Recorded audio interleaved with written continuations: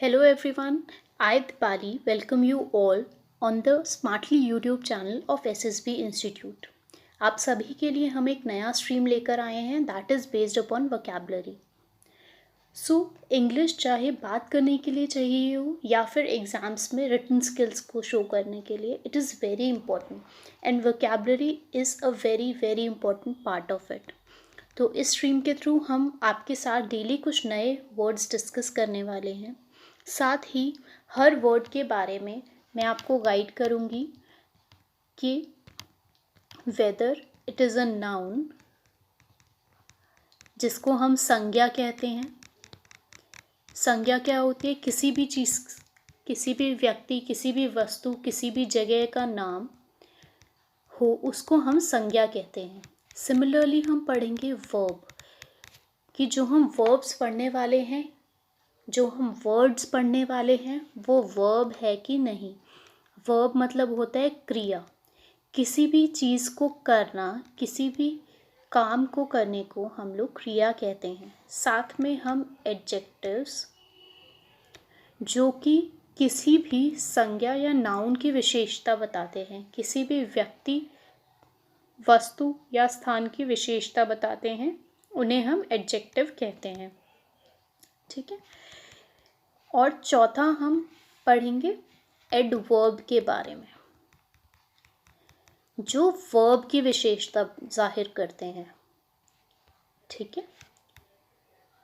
इन words के साथ साथ हम पढ़ेंगे सिनोनिम्स के बारे में.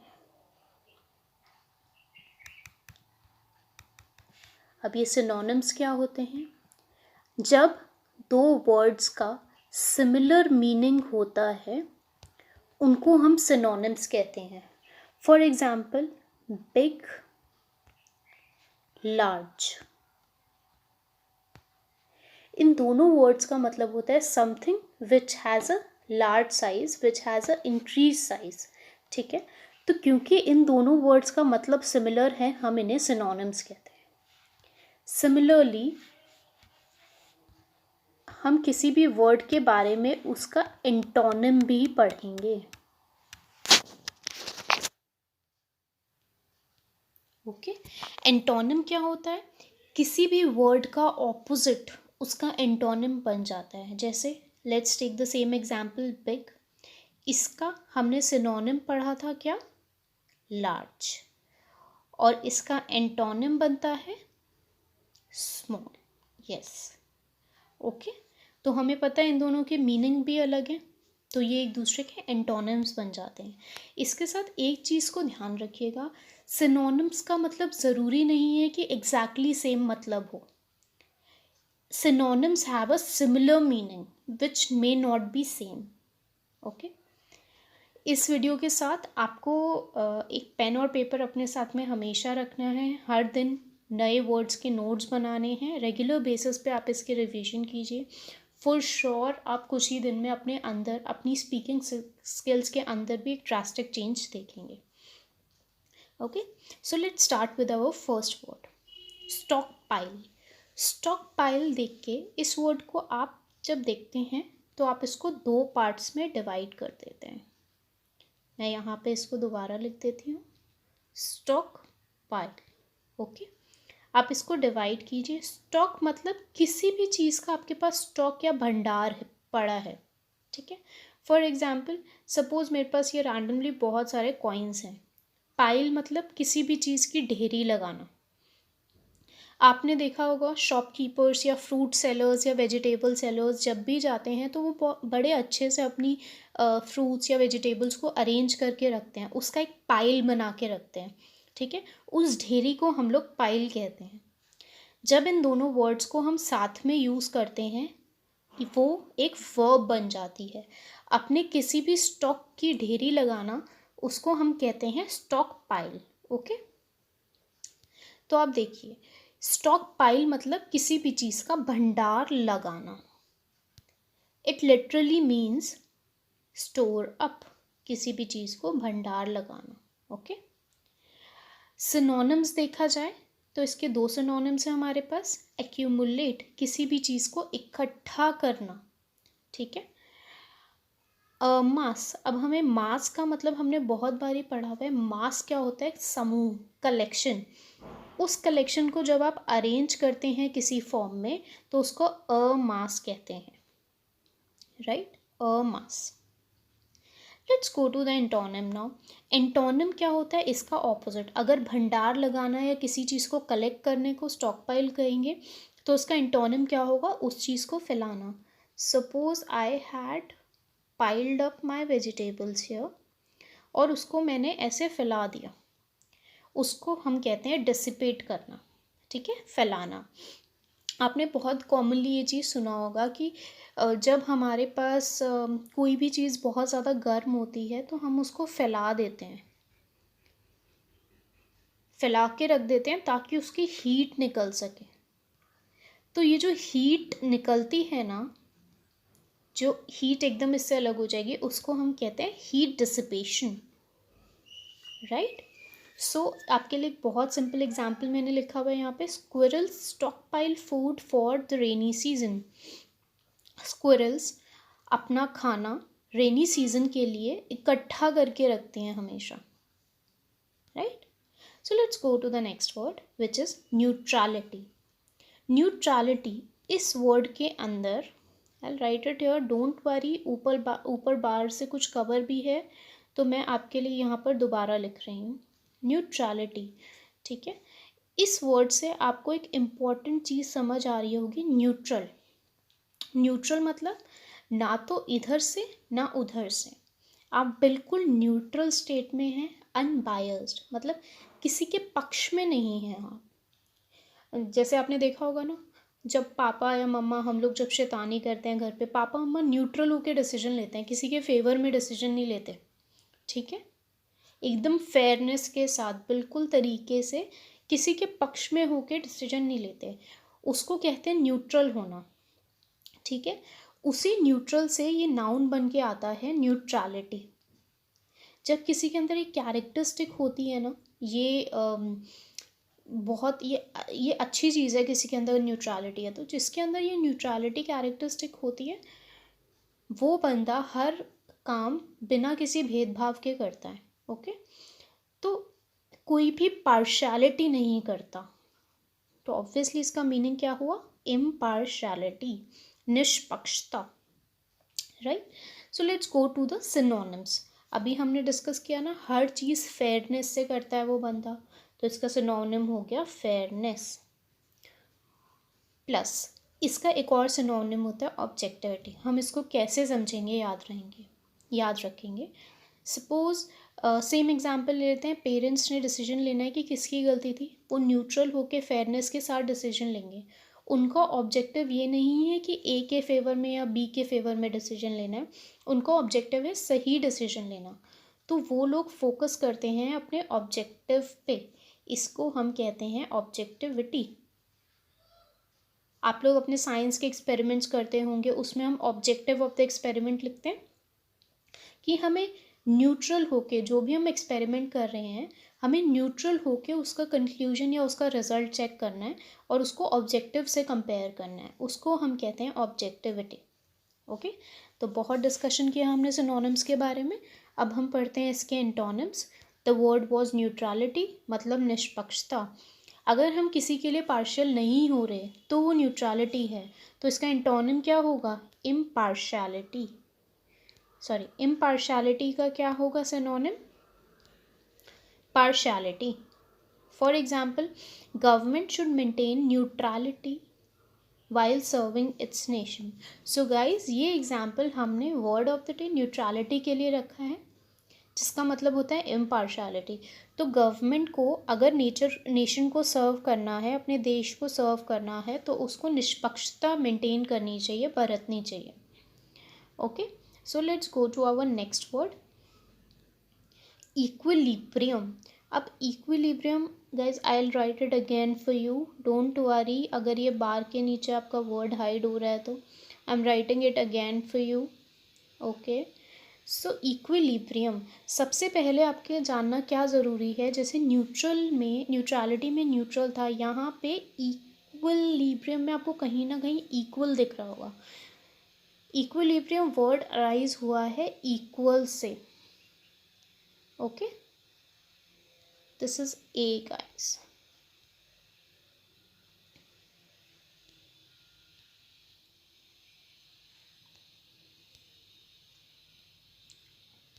ओके, ये अराइज हुआ है इक्वल से. कहीं भी सिमिलर स्टेट में होना. जैसे अगर हम चाहे हम गुस्सा हैं, चाहे हमारे साथ कुछ सही हो रहा है या ठीक नहीं हो रहा है, हर स्टेट में हम खुश रहते हैं. ऐसी कंडीशन को हम स्टेट ऑफ इक्विलिब्रियम कहते हैं. ओके, जैसे आपने बहुत सारी 11th-12th में हम बहुत सारी गैसेस के बारे में पढ़ते हैं कि वो डिफरेंट डिफरेंट सराउंडिंग्स में एक सिमिलर स्टेट में रहती हैं.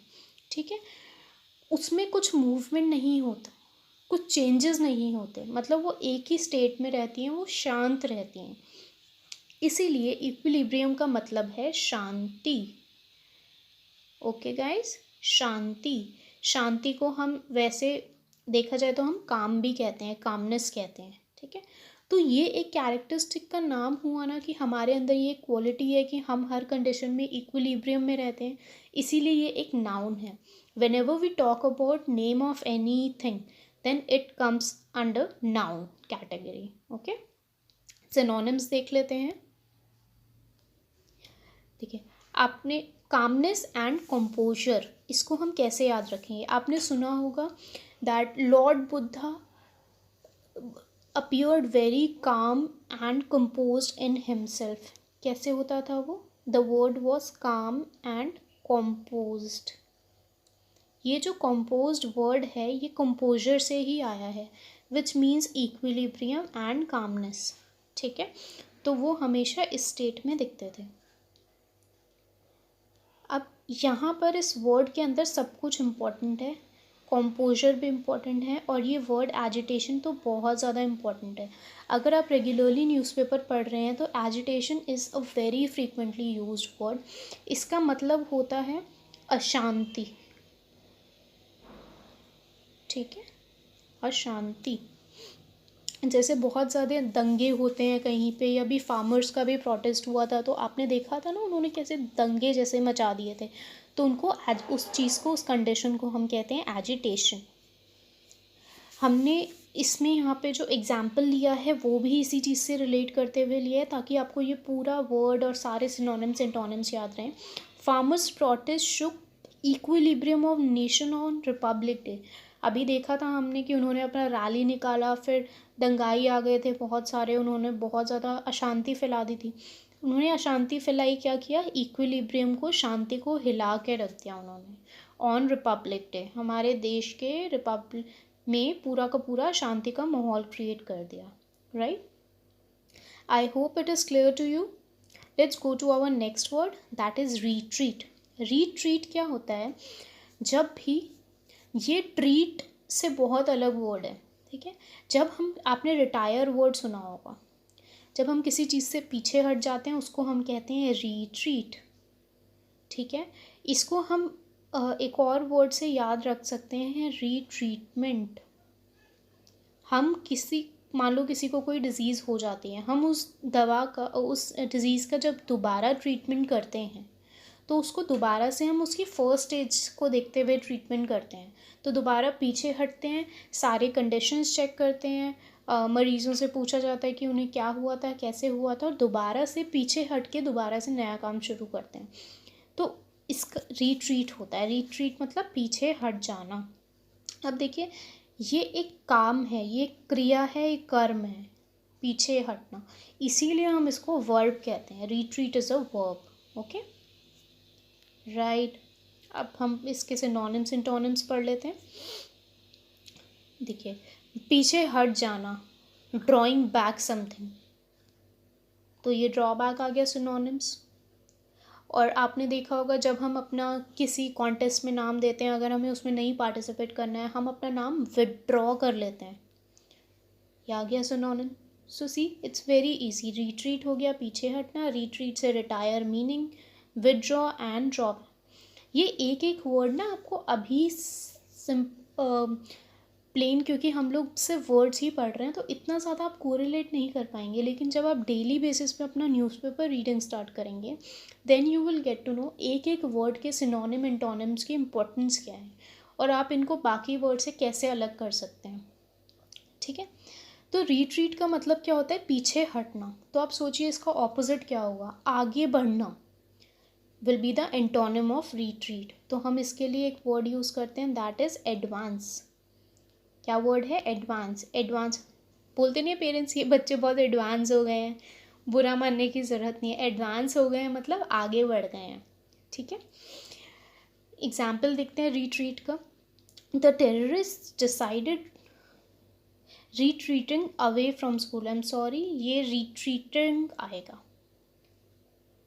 decided to retreat, to retreat। अब देखिए यहाँ पे हम टू रिट्रीट भी लिख सकते हैं और रिट्रीटिंग भी लिख सकते हैं। ठीक है, I am really sorry for this mistake. The terrorist decided to retreat away from the school या the terrorist decided retreating away from school, दोनों का मतलब होगा पीछे हट जाना। अच्छा, एक और इम्पॉर्टेंट, टू के साथ वर्ब की फर्स्ट फॉर्म आती है हमेशा। टू रिट्रीटिंग कभी भी नहीं होगा, ईदर रिट्रीट और रिट्रीटिंग अवे। ठीक है, right. So this was our verb retreat.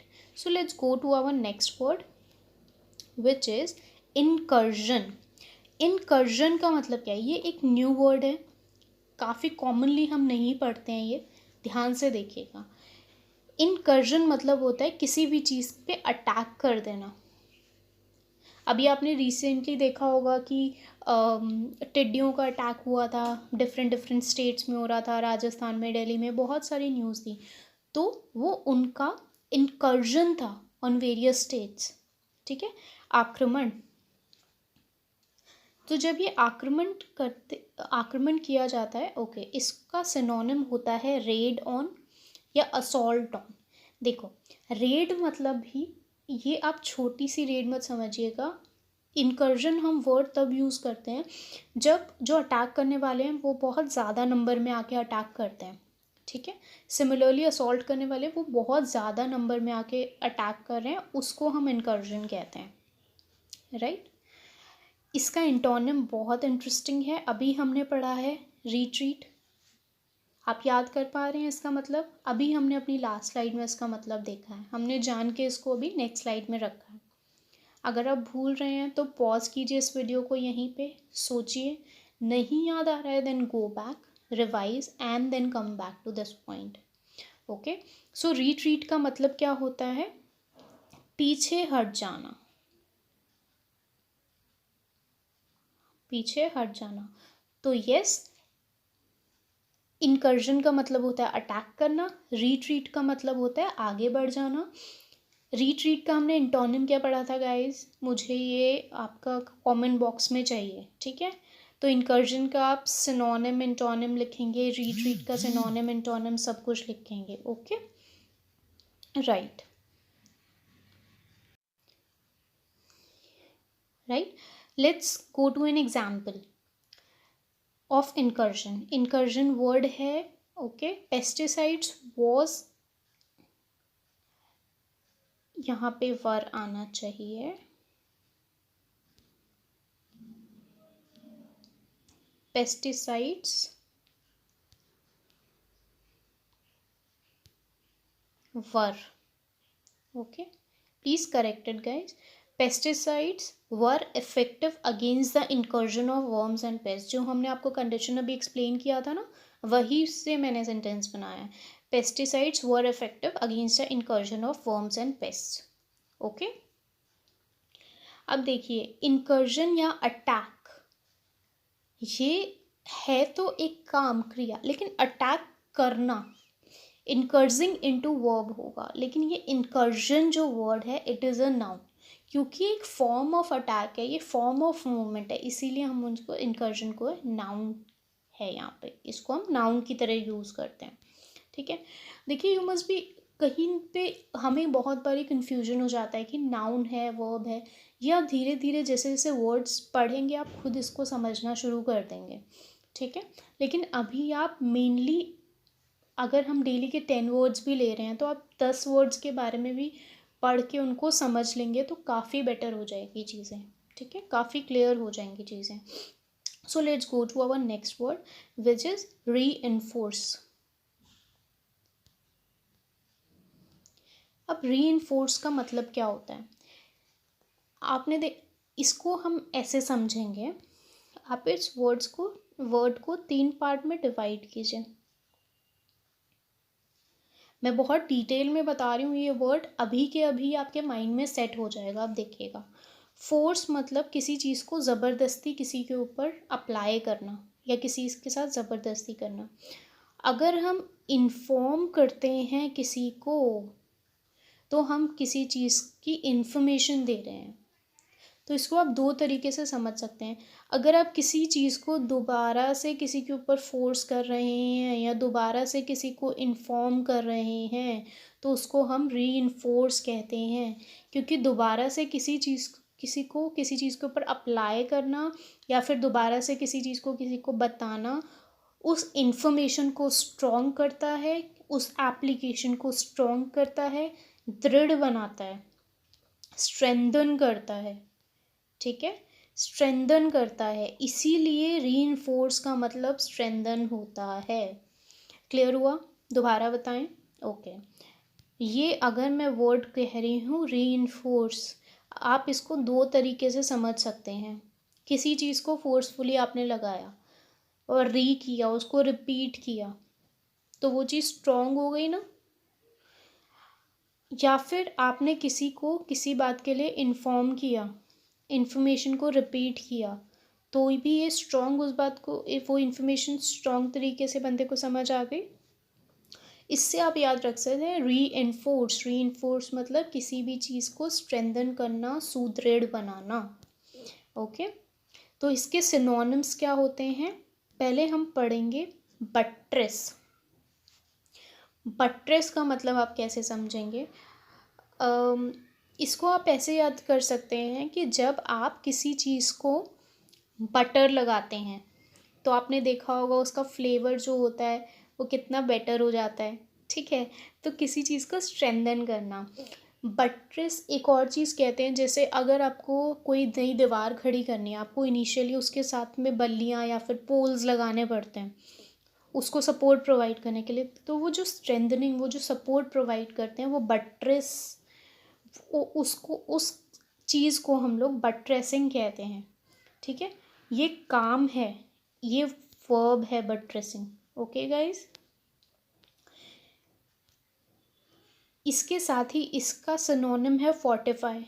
आप सभी को इसका मतलब सिमिलर है इसलिए सिनोनिम है, लेकिन इजी तरीके से समझाऊं।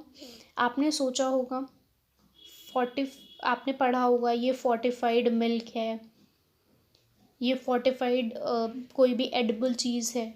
इसका मतलब ये नहीं होता उसमें कुछ मिलावट है। इसका मतलब ये या तो उसके फ्लेवर को बहुत ज़्यादा सपोर्ट किया गया है, स्ट्रेंथन किया गया है, बढ़ाया गया है, या फिर उसके न्यूट्रिएंट्स को, न्यूट्रिशन को उसमें बढ़ाया गया है, तो वो आपका फोर्टिफाइड फूड होता है, राइट।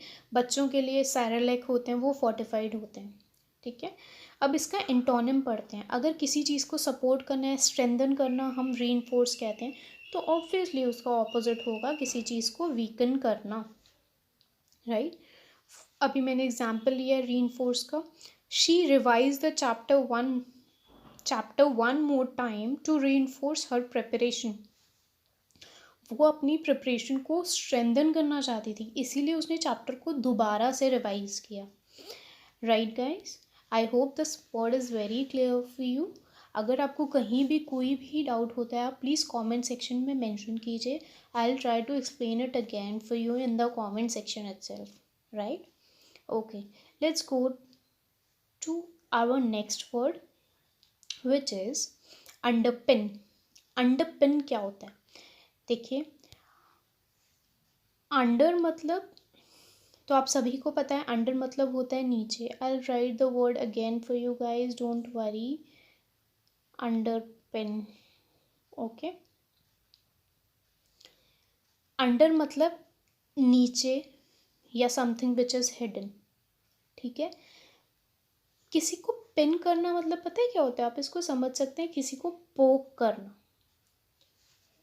तो अगर आप किसी चीज़ को पोक कर रहे हैं विदाउट शोइंग एनीथिंग बिग या ऐसा कुछ, तो उसका मतलब होता है अंडरपिन करना, मतलब बढ़ावा देना, ठीक है।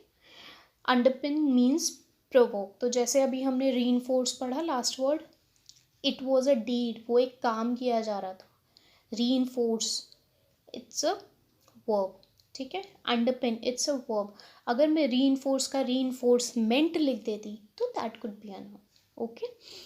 नेक्स्ट, तो अंडरपिन का मतलब हमने क्या समझा, किसी चीज़ को प्रमोट करना या किसी को बढ़ावा देना, राइट। जैसे I was underpin to the next standard, मुझे नेक्स्ट सेक्शन में प्रमोट किया गया, बढ़ावा दिया गया नेक्स्ट सेक्शन में जाने के लिए, ठीक है। हमारे पेरेंट्स हमें अंडरपिन करते रहते हैं, दे एनकरेज अस, ठीक है। और एक आपने वर्ड देखा होगा, पेरेंट्स नर्चर अस, वो हमें न्यूट्रिशन प्रोवाइड करते हैं, वो हमें प्रमोट करते हैं, नर्चर करते हैं, okay. This word is very important, आप इसका यूज़ भी बहुत फ्रीक्वेंट देखेंगे, nurture, how we pronounce it, nurture, ठीक है। तो किसी को अगर आप प्रमोट करते हो, बढ़ावा देते हो, उसको आप नर्चर, एनकरेज या अंडरपिन कहते हैं, लाइक हियर। लेकिन अगर आप किसी को रोकते हैं, उसको हम हिंडर कहते हैं। So it is the antonym of अंडरपिन, hinder. Guys इसको ध्यान से पढ़िएगा, अगर ये अंडरपिन का एंटोनिम है तो ये नर्चर और एनकरेज का भी एंटोनिम है, और नर्चर और एनकरेज और अंडरपिन तीनों हिंडर के भी एंटोनिम है, ठीक है। ध्यान से ये बात समझिएगा। For example of underpin is, government is underpinning vaccination to be safe from कोविड-19। गवर्नमेंट क्या कर रही है, वो वैक्सीनेशन को प्रमोट कर रही है ताकि हम कोविड-19 से सेफ हो सकें। तो government is underpinning the vaccination drive, right guys. तो अंडरपिन करना एक काम है, that's why I have mentioned it that it is a verb, okay. Look at the cloud, it is a verb. Let's go to the next word which is recurrent. Recurrent मतलब, हमने री से अभी एक और वर्ड पढ़ा था, I give you 5 second, just think, do you remember the word री से जो अभी हमने पढ़ा था, which was very important. 1 2 3 4 5, the word is, yes, the word is reinforce,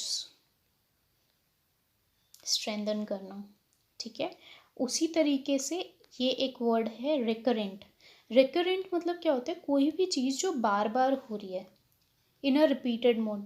जैसे हम बोलते हैं ना, we are playing this thing in a loop, we are playing this song in a loop, तो we are recurrently playing a song, ये भी word सही है।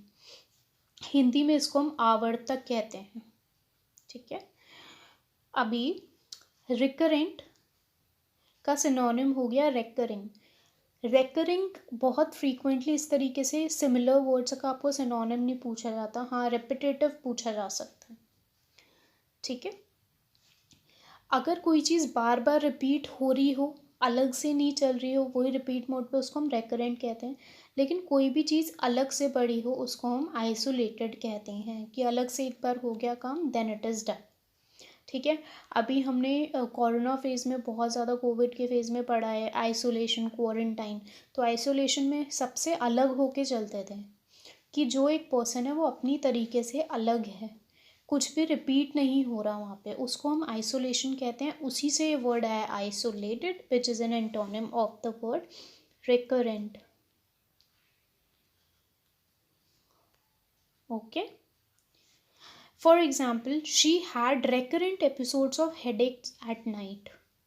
रात को उससे बार बार होने वाले एपिसोड्स, मतलब ज़रूरी नहीं है सीरियल के एपिसोड से, हेडेक के भी एपिसोड्स हो जाते हैं। एपिसोड मतलब कोई भी चीज़ जो बार बार छोटे इंटरवल पे हो रही है ना, उसको हम एपिसोड कहते हैं। छोटे इंटरवल का कोई भी चीज़, उसको हम एपिसोड कहते हैं। अगर वो बार बार होगा, उसको हम रेकरेंट कहते हैं, ओके। सो रेकरेंट ये एक एडजेक्टिव है। जैसे हमने अभी डिस्कस किया था कि एडजेक्टिव्स क्या होते हैं, किसी भी नाउन की विशेषता को बताने वाले एडजेक्टिव्स होते हैं। हमेशा आपको रिकरेंट के बाद या किसी भी एडजेक्टिव के बाद एक नाउन ज़रूर मिलेगा। जैसे यहाँ पे एपिसोड्स मिल गया आपको, तो हमेशा an adjective will follow a noun. ठीक है, तो रिकरेंट क्या थे? रिकरेंट एपिसोड्स थे। So this is an adjective, right guys? Look at this, recurrent is an adjective. Okay, I hope it is clear to you. Let's go to our next word, which is euphoria. Right guys, ध्यान से देखिए। अब हम इसको पहले read करेंगे, फिर हम इसको डिस्कस करेंगे। Euphoria is a noun. Noun क्या होती है? संज्ञा। किसी भी चीज़ के नाम को, इवन अगर कोई ऐसा काम है जिसके लिए हम एक प्रॉपर नेम यूज़ कर रहे हैं, लाइक इनकर्जन, तो हम उसे नाउन कहते हैं। Okay, right. So euphoria is a noun. आपने उस बैंड के बारे में भी सुना होगा, यूफोरिया, है ना? उसका मतलब क्या होता है कि वो बहुत हमेशा उत्साहित रहते हैं, बहुत एक्साइटेड रहते हैं, बहुत उत्साह है उनमें। ठीक है, इलेशन होता है यूफोरिया का मीनिंग। इलेशन वर्ड न्यू है आपके लिए, तो आपने सुना होगा elated, that after attending that session I am feeling very very elated, right? So it was an elating atmosphere for all of us. Euphoria मतलब elated। अब देखिए आपकी वोकैबुलरी में elated और यूफोरिया एक सिंपल से वर्ड एक्साइटमेंट की जगह एक्स्ट्रा ऐड हो गया। E for excitement, E for elated, E for euphoria, right? इसका सिनोनिम देखेंगे हैप्पीनेस, जॉय। कहीं ना कहीं आप इसको एक्साइटमेंट भी लिख सकते हैं, बट ये मोस्ट ऑफ द टाइम सिर्फ पॉजिटिव चीज़ों के लिए यूज़ होगा। ठीक है, तो हैप्पीनेस, जॉय, एक्साइटमेंट, राइट? अब देखिए समबडी इज़ वेरी एक्साइटेड, ये तो आपका सिनोनिम हो गया। लेकिन अगर कोई बहुत ज़्यादा सैड है, परेशान है, दुख में डूबा हुआ है, तो उसके लिए हम यूज़ करते हैं मिजरी। ठीक है, तो opposite of euphoria is misery. इससे ना एक बहुत कॉमनली एक और नाउन यूज़ होता है, माइजर। माइजर मतलब क्या होता है? जो दीन दुखी होता है ना, या जो शो करता है कि बहुत ज़्यादा दीन दुखी हो, तो उसको हम कहते हैं माइजर। माइजर से misery, that person was in a miserable condition. What is that miserable? That person was not at all excited, बहुत ज़्यादा दुखी था, right? So misery is an antonym of euphoria. Euphoria के एग्जाम्पल देते हैं। The atmosphere was filled with euphoria in the stadium, the people, the viewers, the crowd, they were filled with euphoria in the stadium. Okay, so I hope this one is also clear for you. Next word is, next and the last word of vocabulary session is catastrophe. इसके बारे में इसके बाद हम 2 idioms and phrase पढ़ेंगे, जो मैं साथ के साथ आपको एक्सप्लेन करूँगी। ठीक है, सो कैटेस्ट्रॉफ, ये वर्ड आपने कैटेस्ट्रॉफिक वर्ड की फॉर्म में हमेशा पढ़ा होगा। इसका मतलब होता है डिज़ास्टर। हमारे इतने सारे आपने देखा होगा भी, कभी साइक्लोन्स आ रहे हैं, कब अम्फन वगैरह के बारे में पढ़ा होगा। तो इतनी सारी डिज़ास्टर, कैटेस्ट्रॉफिक कंडीशंस इंडिया ने, ऑल ओवर द वर्ल्ड बहुत सारे नेशंस ने ये सारी चीज़ें फेस की है ना, दे वर कैटेस्ट्रॉफिक, दे वर डिज़ास्टरस। क्यों? क्योंकि उन्होंने तबाही मचा दी थी। तो कैटेस्ट्रॉफ मीन्स तबाही, इट्स अ नाउन।